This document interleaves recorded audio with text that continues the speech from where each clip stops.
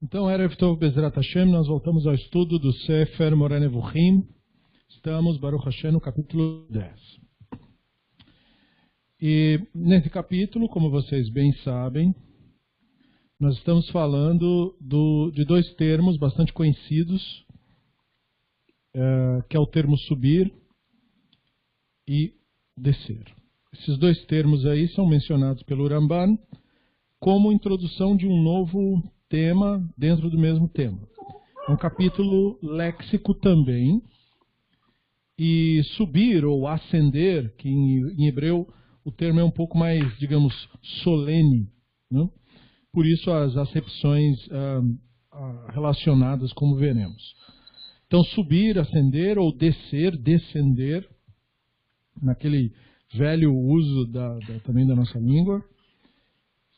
E esse tema é um tema dentro de outro tema, porque agora, por meio dessas duas acepções, a acepção alá, subir, e yarad, descer, nós estaremos falando a respeito da ideia que o Ramban traz, que é da tradição, mas enfim, como ela é explicada racionalmente dentro da concepção maimonidiana, então nós estamos falando de uma tradição específica, né? Não é como o místico explica, não é, entendeu? É uma coisa muito específica, maimonidiana, que é o conceito de providência do Ramban.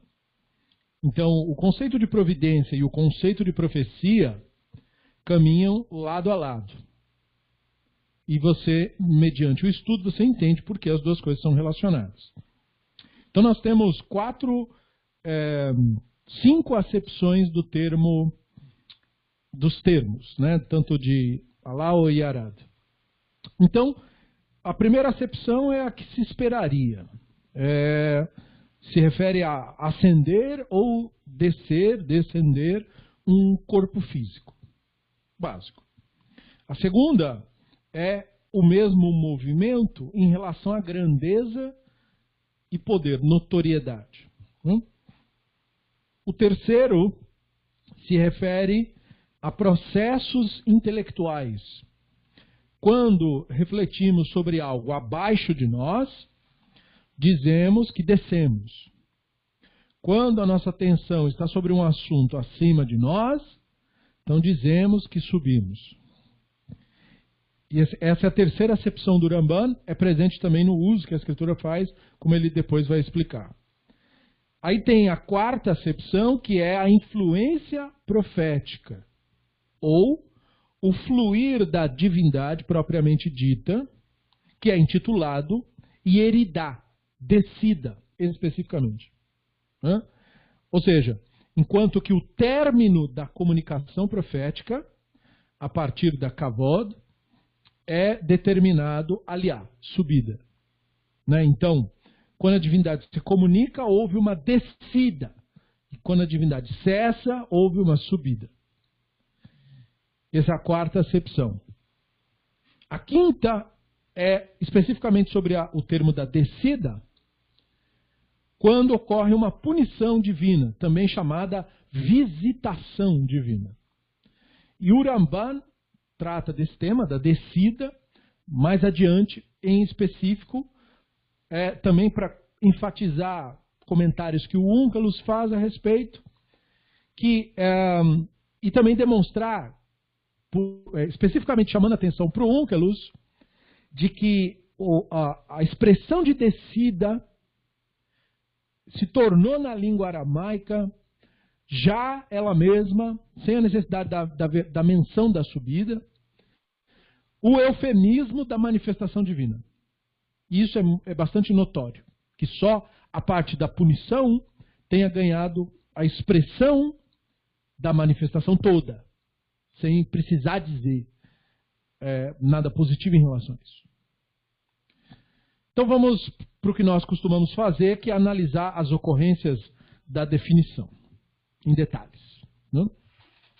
Então a primeira que o Ramban traz é Devarim 28, 43.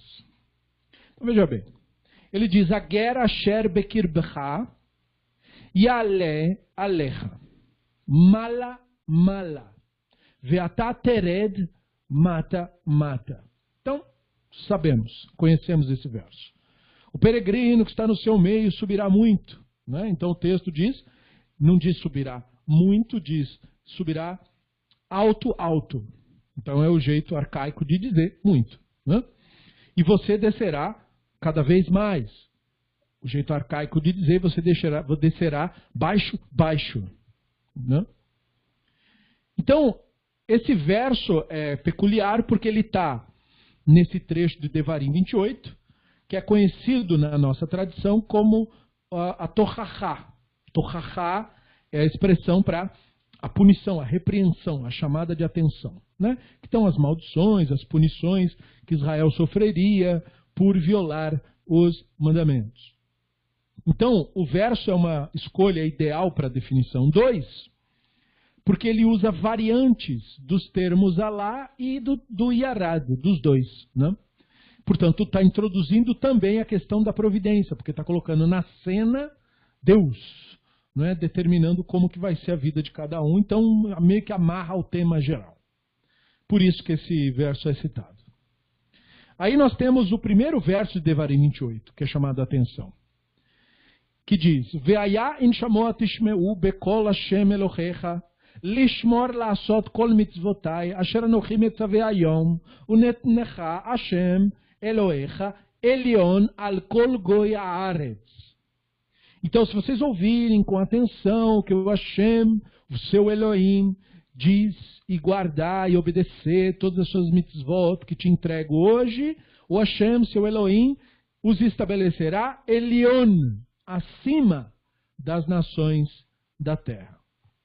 Então esse verso começa com uma pequena lista de bênçãos que precedem a Tochachá, que vem em seguida, foi lida antes.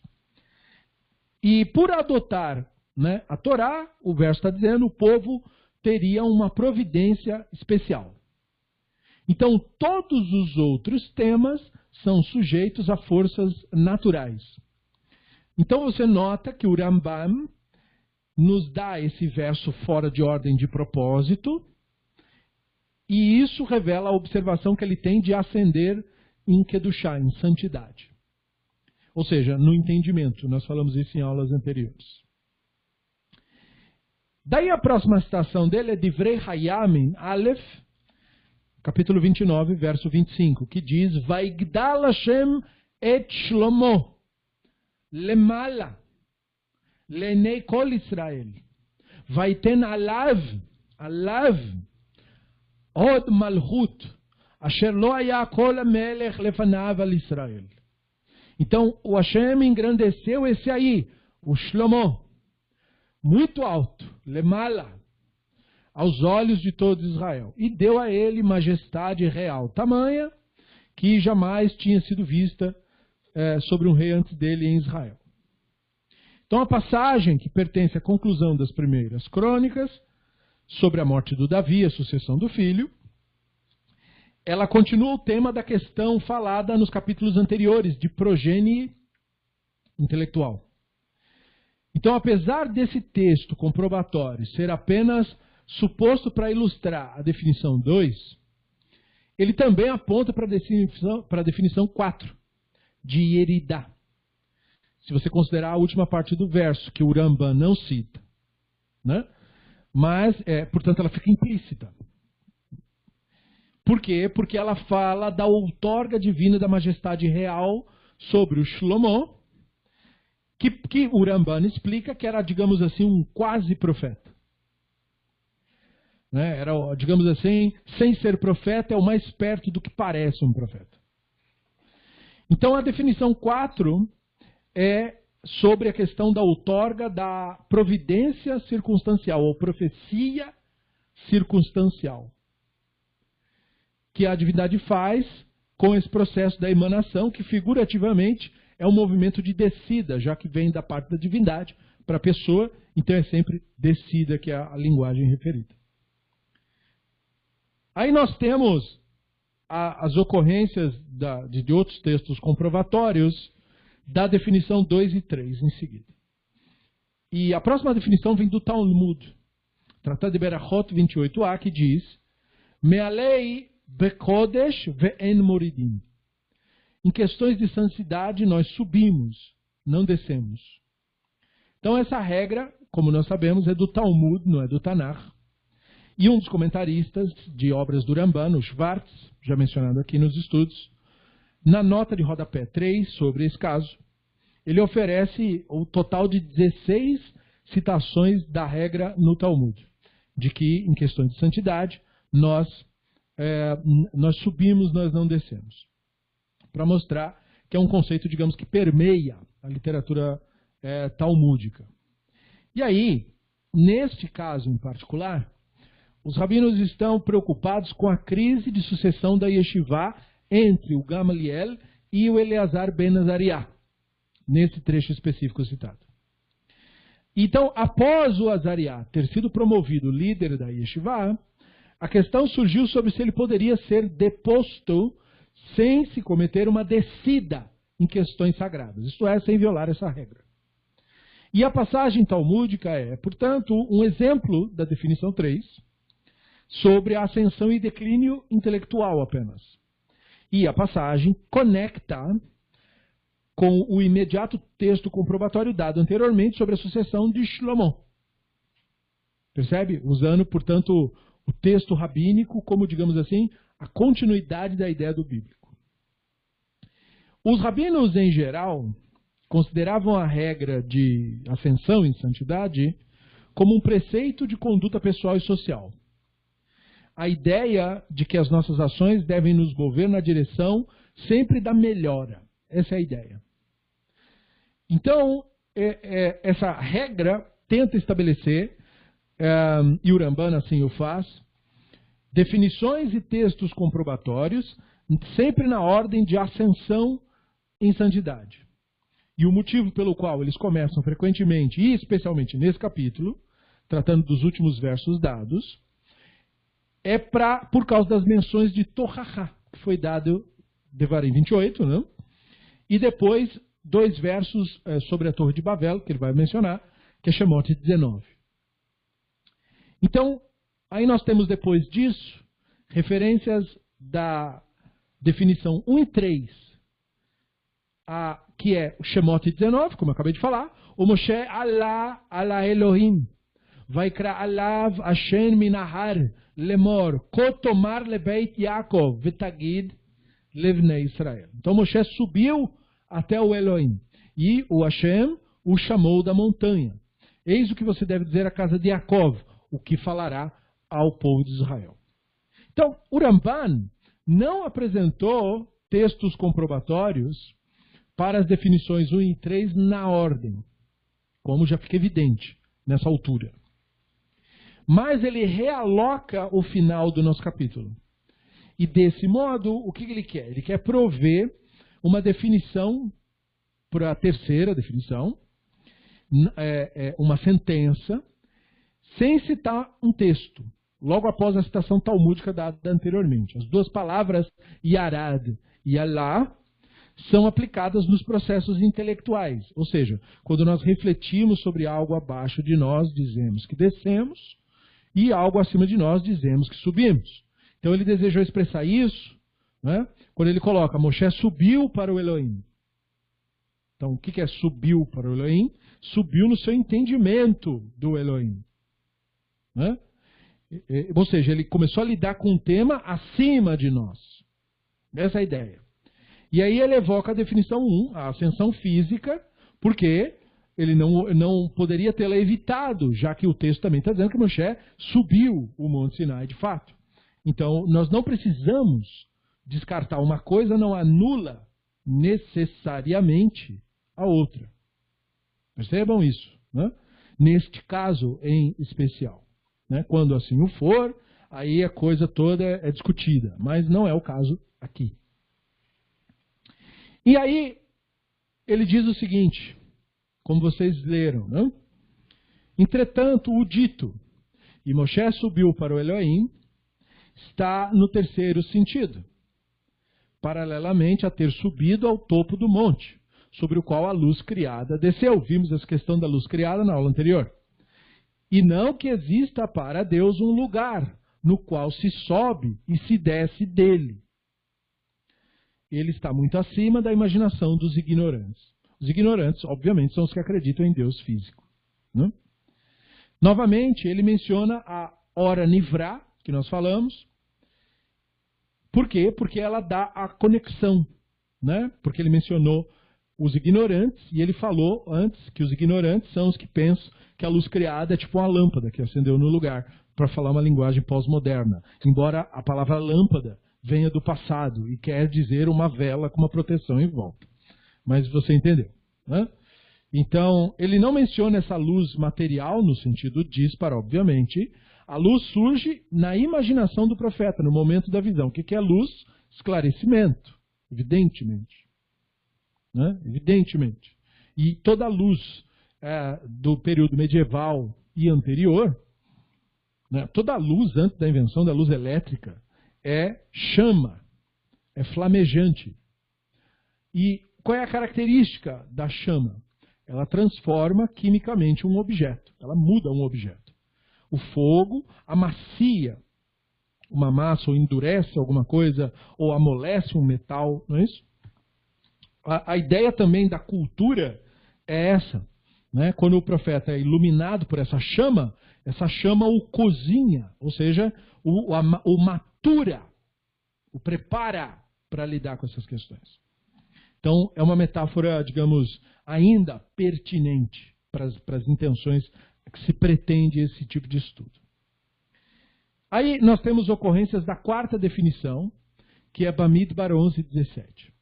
Vayeradti vedibarti imcha Hasham ve'atzalti min haruach asher alecha ve'samti alechem ve'nasu itcha b'masa ha'am ve'lo tisa'ata levadcha.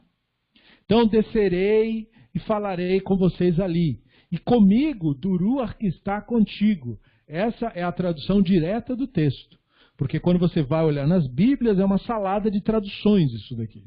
Né? Cada um pega a sua doutrina, a sua loucura e coloca em cima do texto. Mas o texto diz, ve'etzalti min haruach, né? Comigo do ruach asher alecha, que está contigo. Perceba, né? E porei sobre eles. E assim eles carregarão contigo a carga do povo, para que você não a carregue sozinho. Então a passagem lida com o começo da instituição do Sanhedrin após o fogo de Taverá. E por que é relevante? O fogo de Taverá é o que falamos. Os anciãos de Israel tiveram uma conclusão de Deus, na qual Deus, para eles, era um ser físico. Resultado, morreram no fogo de Taverá. Então, por que a Torá coloca uma cena assim? Para mostrar que, primeiro, ninguém é isento do crime de idolatria. Pode ser do mais alto cargo, você é responsabilizado. Primeiro ponto. Não tem o privilégio, né? Ah, mas ele é um importante juiz, então deixa passar. Não, a Torá diz, não deixa passar. Né? Segundo ponto, eles se instruíam diretamente com Moshe. Então não dava para usar o argumento de autoridade em questão de religião. Né? Você não pode me questionar a minha visão de Deus, porque eu estudei diretamente de Moshe. O que o texto diz? Não interessou. Eles erraram igual, mesmo ouvindo da boca do próprio. Né? Terceiro, qual foi o único erro que eles cometeram? Eles tiveram uma ideia equivocada sobre o Hashem. E isso resultou em pena capital. E a idolatria? É o crime passível de pena capital. Então isso mostra que idolatria reduz, né? Implica a concepção errônea do Hashem. Isso que a Torá está estressando no texto. De outro modo, nada disso faz nenhum sentido. Né? Porque quando eles morrem no fogo de Taverá, o texto na narrativa não dá uma razão. O texto diz que do nada o Hashem ficou irado, do nada, e tocou fogo em todo mundo. E ficou por isso mesmo. Entendeu? Você vai lendo no livro, você fala, mas o que aconteceu aqui? Né? Porque o texto está indo e os filhos de Israel saíram da presença do Hashem. E saiu um fogo de Taverá e matou os líderes de Israel. Aí você fala, ué, mas o que houve? Mas não estava tudo certo aí com o negócio da montanha? Já não tinha resolvido o problema do bezerro? Daí agora os caras também foram. Né? Então, a conexão está no fato de que sobre os anciãos de Israel é dito, e eles olharam e viram, e Deus estava sentado e tinha o pé dele em cima do negócio, e tal, e tal, e tal. E pronto, é só aquilo ali que bastou. Então a Torá, na narrativa, quer deixar muito claro que a idolatria é intolerável.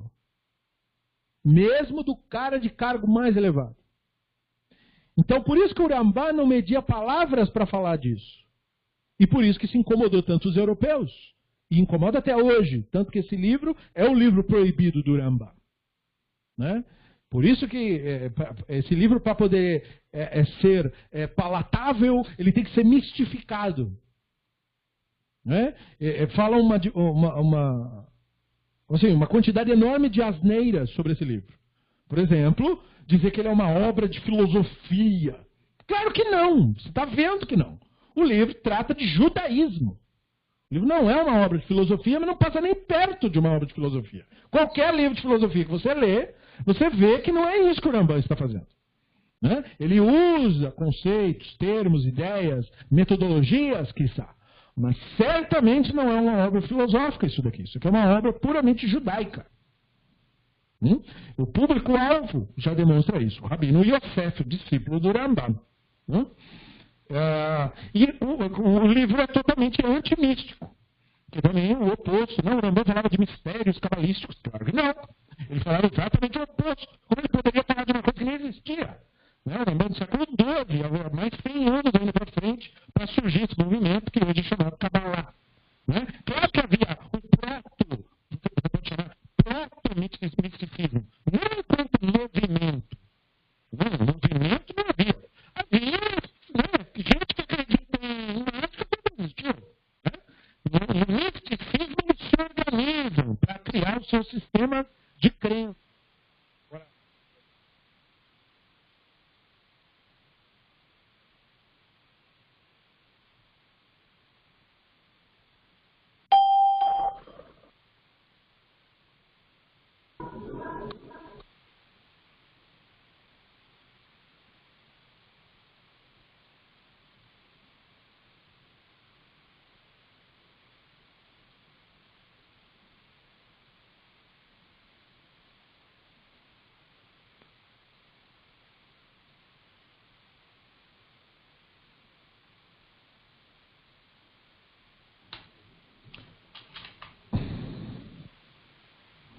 Pronto? Voltou aí? Exatamente. Voltou. Ok? O som? Sim. Ok. Então, o mau entendimento da obra do Rambam se dá por justamente a não absorção e a recusa. Não é um mau entendimento resultante da dificuldade da obra. O mau entendimento resulta da recusa em abrir mão do pensamento mistificado. É disso que resulta. É uma recusa, é um protesto contra o Rambam. Porque, por exemplo, gostam de citar o Hasdai Kreskas contra o Rambam. O Hasdai Kreskas refuta o Rambam. Todo mundo até hoje, incluindo rabinos e tal, que eu ouvi mencionarem essa carta, não sabem quais são os argumentos do Hasdai Kreskas que de fato refutam o Rambam, se é que há algum. E ao procurar a obra, eu não encontrei nada que refutasse. Muito em contrário até. Para você realmente achar que o Hasdai Kreskas refuta o Rambam, você tem que achar que você vive num mundo que tem unicórnio. Você tem que achar isso. Aí sim. Aí realmente ele refuta. Entendeu? Mas só se você achar que o livro foi escrito na Floresta Encantada. Porque se você achar que ele vivia no mundo que eu vivo, que é o mundo real, então Hasdai Kreskas não refutou nada.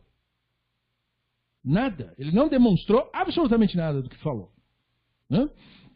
Então o Rambam, nesse ponto, ele foi ignorado pela comunidade judaica. Ignorado. Né? Então o que pegou-se dele e que não se pôde negar? A sua obra de cunho meramente jurídico. Porque diferente de outros autores, como por exemplo o Rabino Yosef Karo, o Rambam não mistura assunto. O Rabino Yosef Karo teve a sua obra com grande fama, porque quando ele se encantou com o misticismo, e ele de fato se encantou com o misticismo, ele misturou o misticismo no sistema jurídico. O Shulchan Aruch não tem só leis judaicas, ele tem diversos costumes devido às crenças místicas. Né? Pegar uma criança do Bar Mitzvah e botar alho em volta dela para proteger das forças do Ain Hará, ou de vampiro, enfim. Então isso vem dessas crenças místicas. E no Mishneh Torah, que é a obra de cunho jurídico do Ramban, ele excluiu isso. Não é que não tinha na comunidade do Egito gente que acreditava em misticismo e que inventava história para afastar mau espírito. É que isso não é lei. Isso não é Alahá. Então não tem que estar no livro de Alahá. O Ramban era muito claro nisso. Eu só vou colocar no livro de legislação o que é de legislação, não coisa do povo que acostuma. E o Shulchan Aruch incluiu os costumes, os minhagim. Só que para o Ramban, para o minhag realmente merecer esse título, né, de minhag, de costume, ele tem que ser um minhag justificável, sabe, com história. Não porque o cara acredita em fantasma, isso não é motivo. Mesmo que uma comunidade inteira acredite. Não, isso não é motivo nenhum, né? A menos que apareça um mesmo. Aí sim. Mas se não for esse o caso, então, desculpe. Né? Isso aí é uma coisa da sua loucura, guarda para você. Você não tem que transformar isso em lei para os outros seguirem. Né? E aí é onde você vê o declínio no entendimento do desenvolvimento jurídico da lei judaica, quando surgem esses movimentos mistificadores que se transformam mais tarde em hassidismos e ortodoxia. Então, essa passagem que o Ramban está lidando com a instituição do Sanhedrin, justamente na questão do fogo de Taverá, é muito pertinente por isso.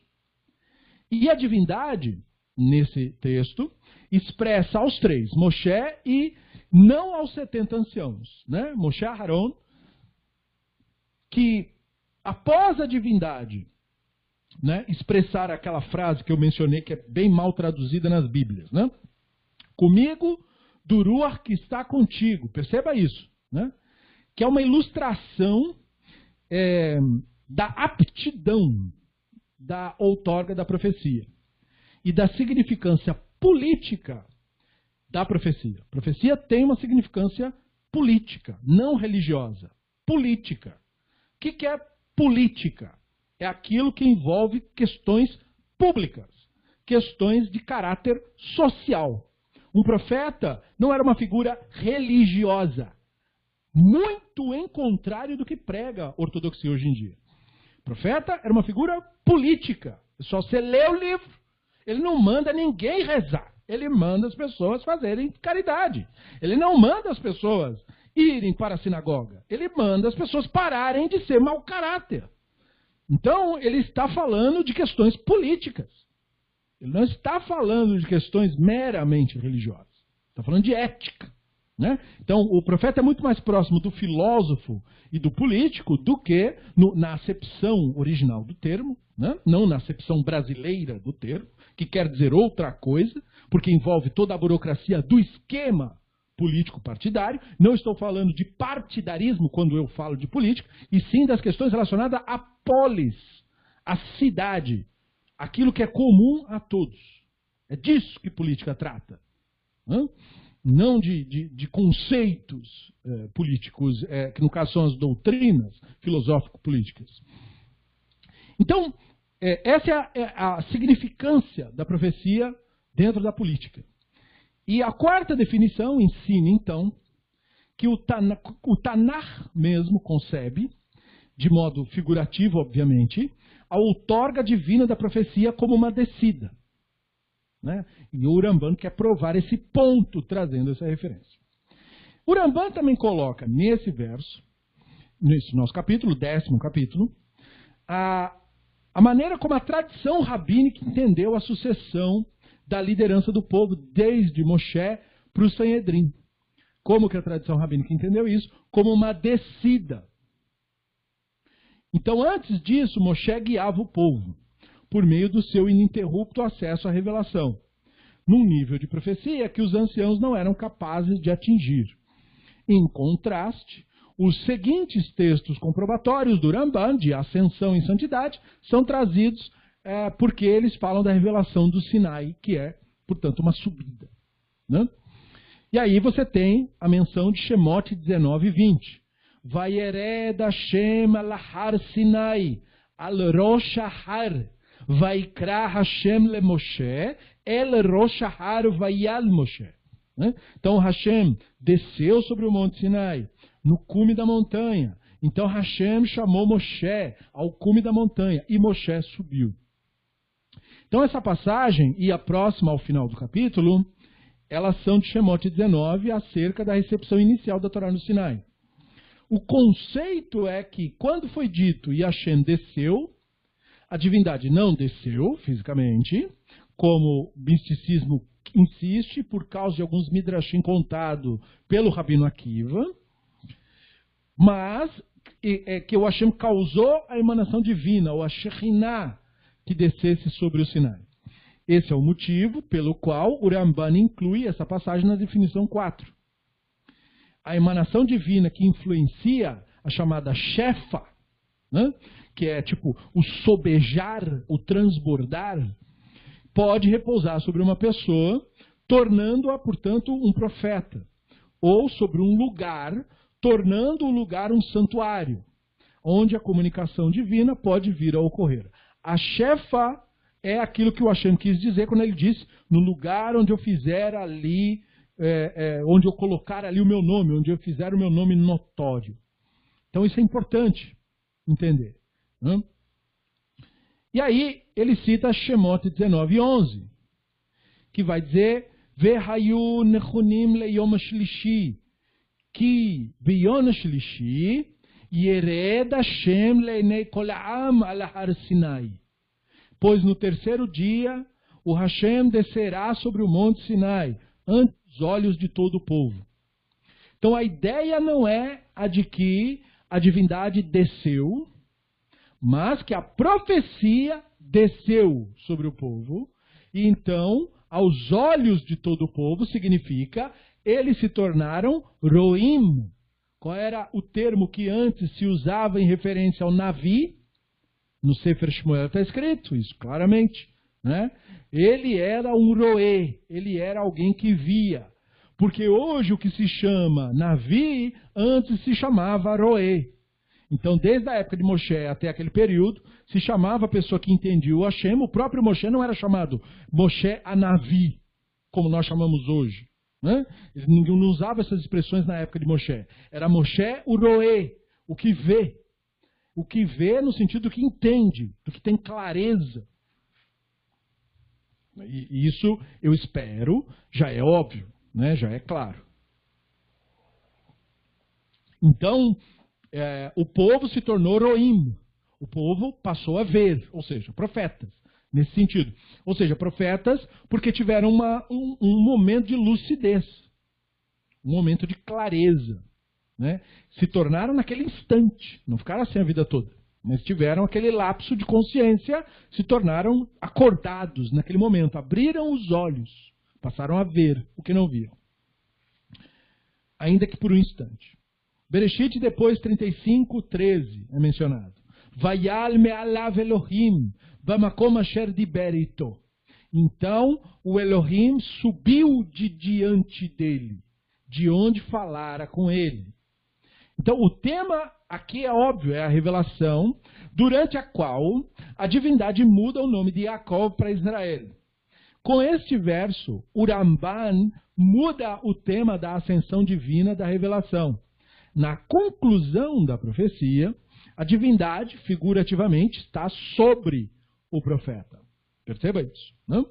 É por esse motivo que a passagem declara Moshe subiu ao Elohim, em Shemot 19:3. Não como um exemplo da definição 4, posto que a definição 4 de ascensão indica a conclusão da comunicação da divindade sobre a revelação para o Yaakov. O contraste, então, é de Shemot 19:3. Moshe sobe mentalmente. Definição 3, para começar a recepção da Torá. Ou seja, ele adquire uma nova luz, um novo entendimento. Ou seja, consciência do Hashem. Né?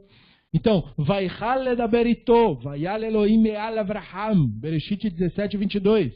Com isso, o Elohim terminou a conversa com Avraham e subiu de diante dele. Então, o Midrash, ao explicar esta específica passagem, declara que os patriarcas são as carroças celestiais. Está escrito no Bereshit Rabá 47, 6 e repetido no Bereshit Rabá 82, 6. Os patriarcas são a Merkavá. Então perceba, a Merkavá não é um universo místico, não é uma dimensão, não é nada disso. Eram eles mesmos. Por isso tinha a carroça tinha 4 rodas. Cada patriarca é uma dessas rodas, né, que move a Merkavá, ou seja, que faz com que ela atravesse gerações.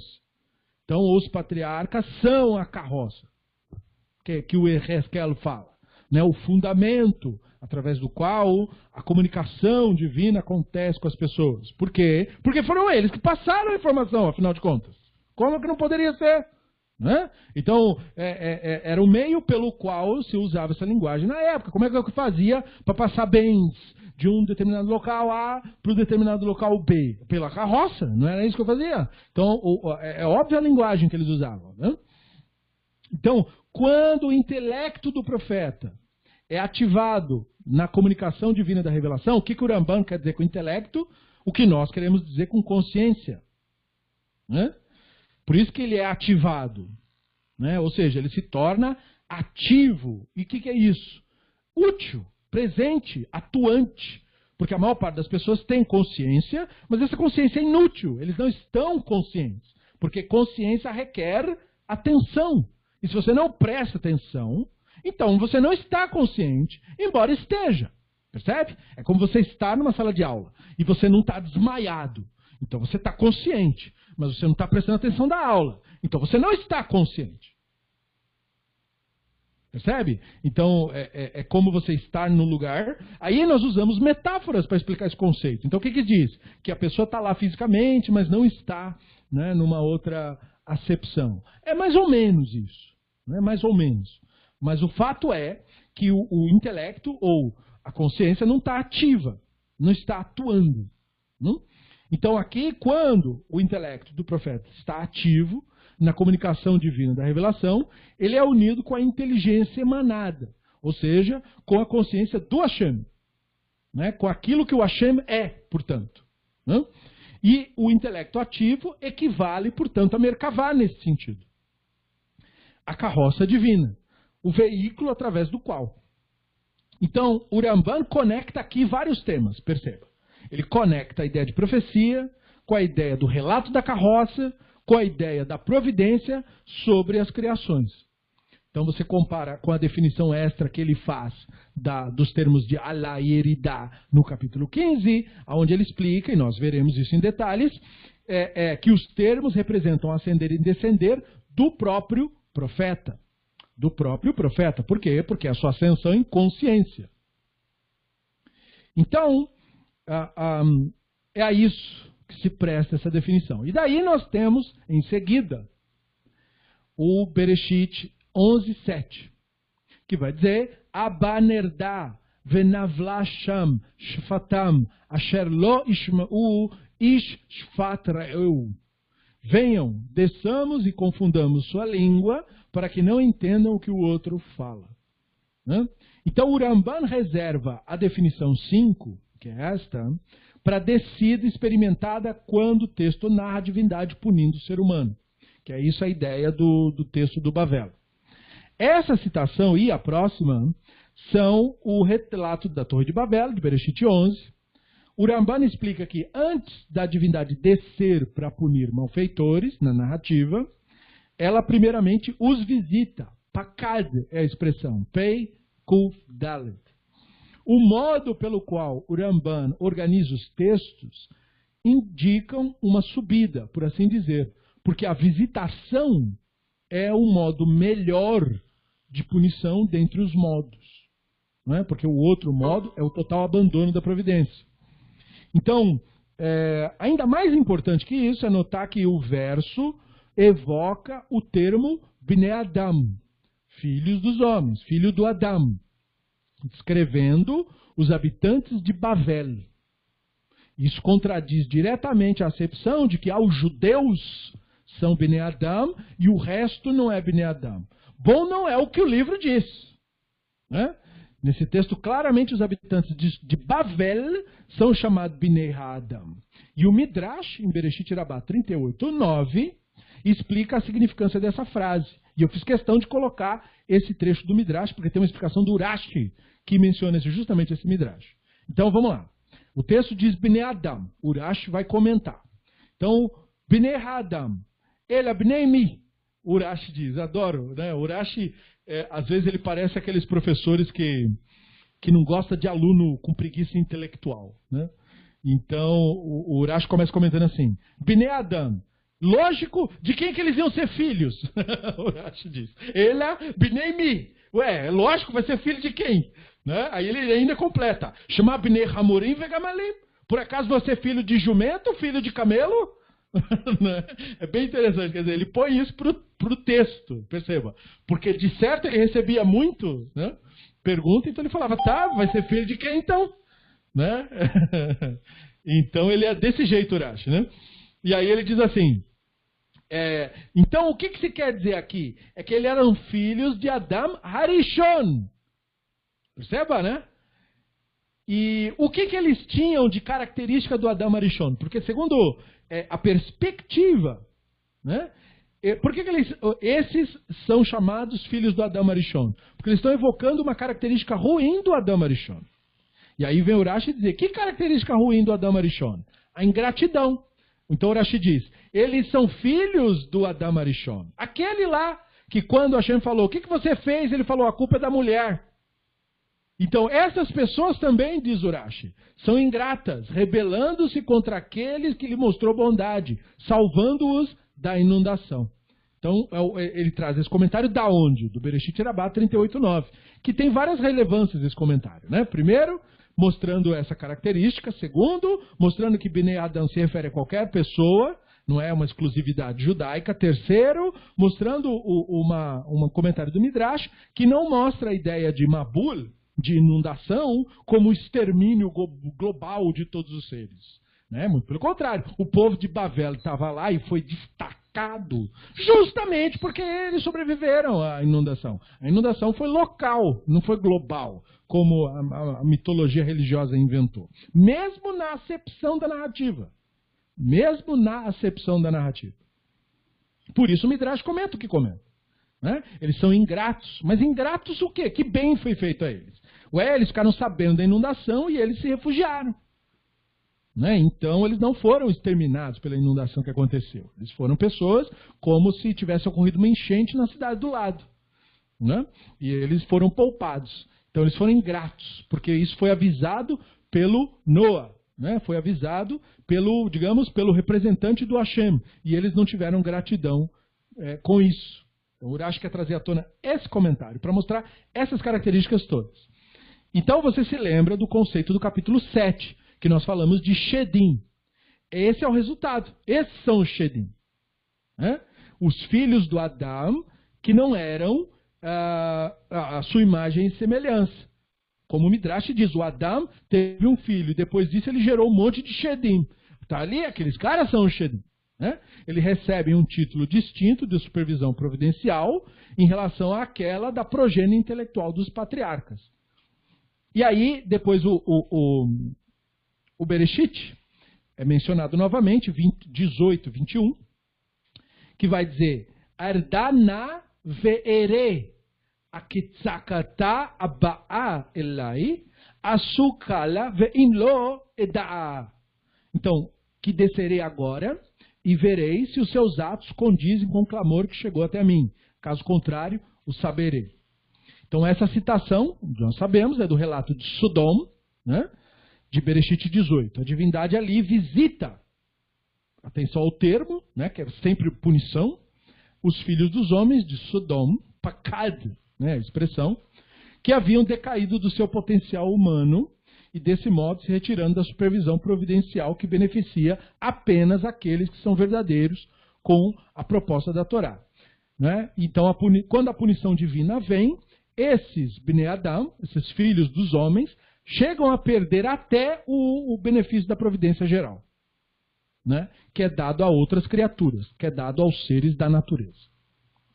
Então, esse tema todo nos traz para o tema de importância maior no guia, que é o tema da providência, Ashgaha Pratit, né? Como a gente costuma falar. E a providência é um conceito bastante delicado, porque se você falhar no entendimento do Hashem, do Ruach, do Malach, ou de qualquer dos temas que nós abordamos do capítulo 1 até aqui, você certamente vai falhar nesse. Para entender esse tema, requer obrigatoriamente que você tenha entendido tintim por tintim do que foi falado desde o capítulo 1 até agora. Por isso, esse tema começa a ser abordado no guia no capítulo 10. 10 é o conceito, em toda a literatura judaica, de completude. Você já tem que ter entendido. Aqui não tem mais desculpa de que eu esqueci o que significava, de que eu não lembro mais. Problema seu. Se você não entendeu o que foi passado até aqui, a incompetência é toda sua. Você precisa ter memorizado, ter entendido e ter revisado. Caso contrário, trava daqui em diante. Por isso, a pausa. Por isso, a necessidade de atenção aqui. Porque começa num tema que só vai ficar complicado daqui para frente. Então, é preciso ter sido bem sucedido até aqui. Ou seja, todos os temas abordados até aqui devem ter sido entendidos de maneira clara. Devem estar na ponta da língua. Ok? Deem por avisados, porque nós não poderemos avançar em aulas posteriores, voltando agora ao capítulo 1, ao capítulo 2, ao capítulo 3. A sua obrigação, ao chegar neste capítulo, é ter entendido o que foi passado nos capítulos anteriores. Ninguém pode fazer isso por você. Você deve fazer isso. Ninguém vai te ajudar. Você deve se ajudar. Você deve revisar, você deve reler, e você teria que ter perguntado, desde o capítulo 1 até agora, o que não foi entendido, o que não foi elucidado, o que não ficou claro. Porque senão, deve-se pausar aqui, até que tudo fique entendido. Porque o tema da providência, especialmente no Ramban, é especialmente delicado e fica especialmente confuso justamente por causa da linguagem profética que falamos nas aulas anteriores.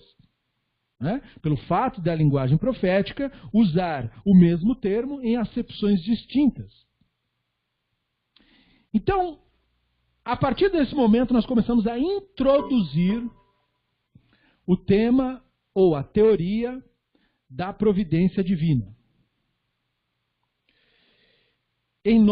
Nesse capítulo, capítulo 10. Nesse estágio do estudo, que ainda é um estágio inicial do guia, o Ramban desenvolve a descrição esotérica da providência, ou seja, de uma maneira que não pode ser falada em público. Quando eu falo descrição esotérica, eu me refiro ao termo com S. Aquilo que não é para sair falando por aí. A descrição esotérica do mecanismo da providência é exatamente a mesma coisa que Maaseh Merkavah. E ele proporciona esse mecanismo esotérico de maneira sistemática no terceiro livro do guia. Essa é a introdução que nos fará seguir no livro 1, concluir o livro 2, para poder chegar no livro 3. Perceba isso. A nota principal a qual o Ramban nos chama atenção vem de um verso não léxico, que é Ma enosh kitiskrenu uvenadan kitiskidenu. Ma enosh kitiskrenu uvenadan kitifkidenu. Quem é a pessoa para que te lembres dele e o Benadan para que o visite? Então esse termo pode ser dividido em duas partes. Então, o que é a pessoa, Ma'enosh, né, para que você se lembre dela, Tiskreinu, se refere ou implica a inferioridade humana. Veja que a inferioridade humana é destacada. Isso é bastante importante. Não é, para o Ramban principalmente, nada bíblico o conceito de arrogância da superioridade humana. Não. O que deve ser enfatizado é o contrário. A insignificância humana. Veja que ele falou isso no século XII, onde havia mais motivos dados por religiões para se imaginar que o ser humano tem do que se orgulhar do que se sentir como todo mundo. Hoje a mesa virou. Hoje todos os conhecimentos da realidade apontam que o ser humano é menos do que nada. Que a nossa espécie não tem significância nenhuma. Nada. Nem para o planeta, nem para o universo, nem para nada. Isso é muito importante. Por isso, Ma Enosh Kitizkereinu. O que é a pessoa para que você considere isso? Então, esse é o primeiro passo, o primeiro entendimento de si. Então, apesar dessa inferioridade que deve ser assumida, né, o autor dessa canção, que é Terrilim, né, declara que a divindade se lembra do ser humano. E aí ele diz, Vetesachrenu me'at me Elohim. Nesse mesmo Terrilim, diz que Tesachrenu me'at me Elohim. Você fez ele um pouco menor que o Elohim. Veja que o texto não diz como é popularmente dito. Você fez ele menor que anjo. Seja lá o que isso significa na cabeça das pessoas. O texto está dizendo, você fez ele menor que Elohim. Elohim é uma manifestação do Hashem. Então, o ser humano ser menor que Elohim implica que ele é uma manifestação menor. Nesta primeira parte, o termo Enosh é usado. E isso deve ser digno de nota. Quando você estuda texto das Escrituras, a terminologia importa. Na segunda parte, você tem a menção de Ben Adam. E o Ben Adam, para que o visite, Tifkadenu, Pakad, como falamos antes. Né? Isso é a visitação que a gente falou. Portanto, ele está fazendo uma associação ao uso que ele faz do termo, onde Pakad é uma visitação de punição, né? Como o Talmud vai explicitar, Midá, Keneged Midá, é dessa maneira que o Hashem pune quem tem alguma coisa que ver com ele. Midá, Keneged Midá. Ou seja, você é punido na exata mesma medida daquilo que você fez, na exata mesma circunstância. Para quê? Para que você saiba que foi isso. Senão você não tem como saber. Né? Você comete um erro grave. E aí você não sabe a gravidade da situação. Mesmo que você leia sobre ela no livro. Raramente a pessoa lê uma coisa num livro e diz, tem a ver comigo. Ele sempre diz, tem a ver com os outros. Né? Então o que o Hashem faz? Coloca a pessoa na exata mesma situação para que ocorra com ele exatamente o que ele fez para o outro. E naquele instante a própria consciência, que o nosso cérebro é excelente de encontrar padrões, a consciência já estala na mesma hora. E o cara sabe que ele foi punido por isso, sem dúvida alguma. Sem o menor fio de dúvida. Então isso é uma situação que os sábios vão chamar de midá keneged midá. Medida por medida. É assim que o Hashem pune quem tem alguma coisa que ver com ele. Medida por medida. Então perceba, a punição, o termo é pesado, mas é assim que na nossa língua se fala. Não tem a mesma exata conotação em hebraico. Em hebraico é mais como uma tomada de consciência, um chacoalhão. Mas enfim, a punição divina sobre o ser humano é a visitação do Hashem sobre o ser humano. E nessa parte do verso, a pessoa é chamada Ben Adam. Então é preciso lembrar da elaboração sobre Shedim que nós falamos. E aí eu trouxe o texto para que voltássemos a pensar sobre a questão. Então o Ramban disse-nos, de acordo com esta metáfora, foi dito a respeito de Adam. Adam viveu 130 anos e gerou um filho à sua semelhança, conforme a sua imagem, e já lhe foi explicado anteriormente, o significado de Tselem, de Adam e Dmuto. Portanto, todos os filhos anteriores a Shet não alcançaram a qualidade de possuir forma humana verdadeira, que é Tselem de Adam e Dmuto. Isso aí que é a forma humana verdadeira. A respeito do que foi dito, a imagem de Deus e a sua semelhança. Betselem Elohim Bedmuto. No entanto, com relação a Shet, a quem Adam ensinou e instruiu, dando-lhe a inteligência pela qual chegou à perfeição, foi dito a sua semelhança conforme a sua imagem.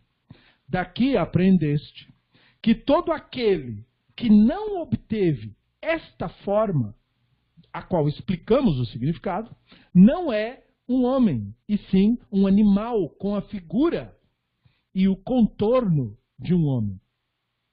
Porém, ele possui o poder que os animais não possuem, de causar danos e cometer más ações, porque o pensamento e a reflexão que possui, que poderiam ser usados para alcançar a perfeição, são empregados em todos os tipos de artifícios que causam más ações e geram danos. Perceba que sempre questões sociais causam más ações, gerando danos ao outro. Uma questão social.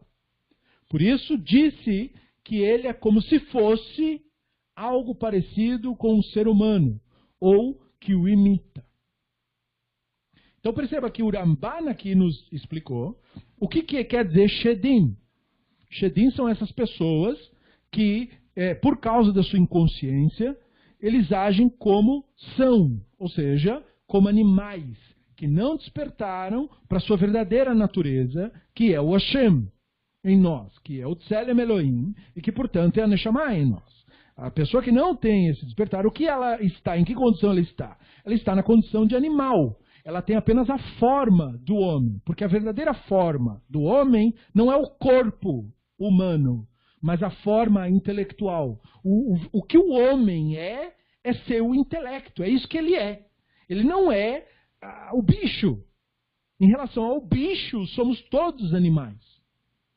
Por isso que o Ramban diz que esse que não tem o desenvolvimento do intelecto, que portanto não tem o desenvolvimento da consciência, ele só tem aparência de que é uma pessoa. Porque a definição bíblica de pessoa não é o bicho, é o intelecto, é a consciência.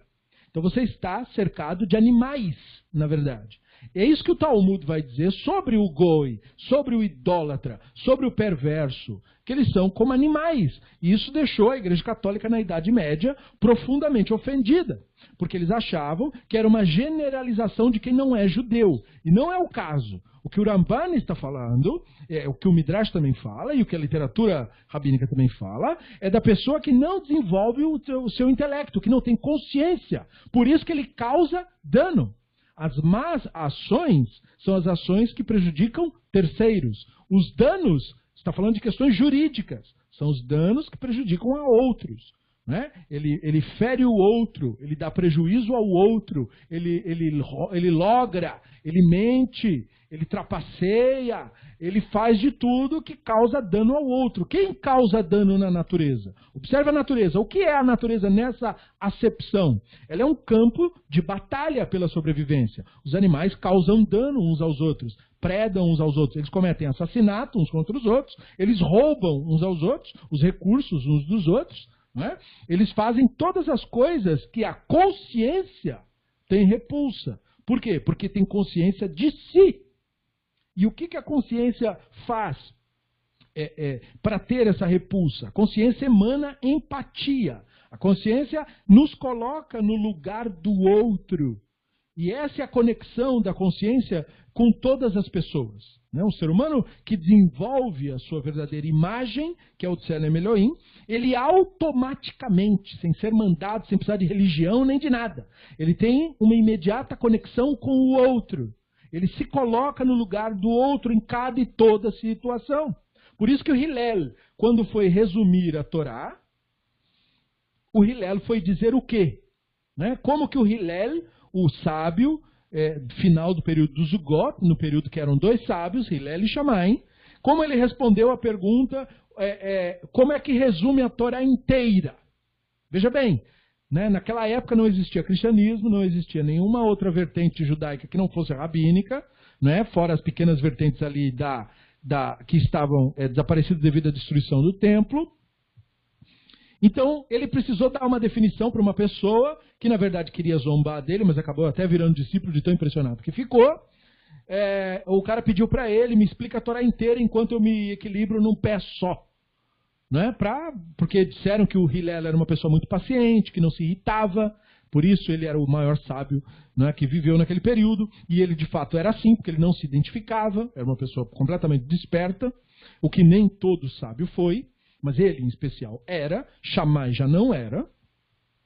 E aí o cara falou para ele isso, e ele aceitou o desafio.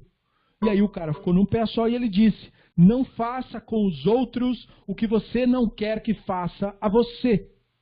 Isto é toda a Torá. Agora o resto, ele disse, é comentário. Agora vá e estude. O cara ficou tão impressionado com a resposta que foi mesmo, estudou e acabou se convertendo para o judaísmo, e, enfim, virou também um rabino. Mas o que é a importância? Ele não fez isso como exercício poético. Ele não fez isso para que outra pessoa notasse e dissesse: olha que bonito, vou publicar no jornal, eu vou colocar na minha página do Facebook. Ele foi exatamente sério. Ele realmente fez isso. Veja, ele resumiu a Torá inteira numa única coisa. Né? E isso seria espalhado, as pessoas diriam: Hillel disse isso. Veja, resumiu a Torá toda. Né? O que é a Torá? A Torá é rezar para Deus. A Torá é acreditar no judaísmo. A Torá é ser crente em reencarnação. A Torá é usar capa preta e ficar com a barba do tamanho do não sei o quê. A Torá é não comer porco. A Torá é guardar Shabat. O que é a Torá? Entendeu? Ele falou: a Torá é não fazer com os outros o que você não gosta que faça com você. Ou seja, a Torá é empatia. Então só uma pessoa que despertou, que percebeu a essência, que percebeu a Neshama, percebe isso. Só uma pessoa assim. Esse texto, eu já vi tanta gente querendo emendar a conversa do Hillel. Não, ele disse isso, mas veja bem, o Shabat é muito importante, mas veja bem, não podemos comer essa coisa, mas veja bem, não podemos sentar do lado de quem não é religioso, mas veja bem. Só que, veja, não tem conversa, ele deixou a coisa muito clara. Então o Ramban está trazendo à tona isso. Se você não entender isso, você não entendeu nada. Não é que entendeu mais ou menos. Não entendeu nada. Zero. Então, a pessoa que não percebeu o poder da empatia da Neshama, ele não é Ben Adam, na verdadeira acepção da coisa. Claro, ele é chamado Ben Adam. Mas ele não é Enoshi, que é o conceito de pessoa. Ele não tem a forma da pessoa. Então, deste modo, no Terrilim, o autor daquela canção, ao usar a Ben Adam na acepção da visitação, que acontece, que antecede, podemos assim dizer, a punição, que é quando você assume, né, consciência do ocorrido, isso indica que o potencial humano não foi alcançado. E em contraste a isso, até Enosh, filho de Shet, recebe esse nome não por acaso, porque de Enoshi, né, de pessoa no sentido pleno do termo. Então Enosh, filho do Shet, neto de Adão, Bereshit 4:26, Enosh foi a progênie intelectual de Adão, que deu continuidade à transmissão dos conhecimentos, que ora estudamos. Isso é um fato, porque ele alcançou a Tsurat Aenoshit, ou seja, a forma humana tal qual referida na Escritura, que não é o corpo, não é? Que não é a etnia, que não é nada disso, e muito menos o mito racial, né? Que é totalmente uma ficção absurda, mas sim o desenvolvimento do intelecto, ou seja, o despertar da consciência da pessoa. Isso é a forma humana que, se não for desenvolvida, a pessoa então não é. E nós temos um relato do Talmud sobre o tema, mas esse relato vai ficar para a próxima aula. Porque aí nós vamos entrar em questões talmúdicas e rever esses conceitos. Então nós vamos cessar por aqui. É um tema denso e, portanto, deve ser digerido, repensado. E as aulas anteriores devem ser devidamente revisadas para melhor e pleno entendimento do que virá daqui por diante. Extremamente importante isso. Tá? Mas nós ficamos por aqui, até porque senão o microfone também não dura tudo isso. E aí é uma boa maneira de regrarmos, né, o conteúdo. Tá bom? Então na próxima aula, Bessim Hashem, nós damos continuidade a uma segunda parte do capítulo 10 da análise detalhada sobre esse conceito de providência dentro do Guia dos Perplexos. Ok? Bessim Hashem.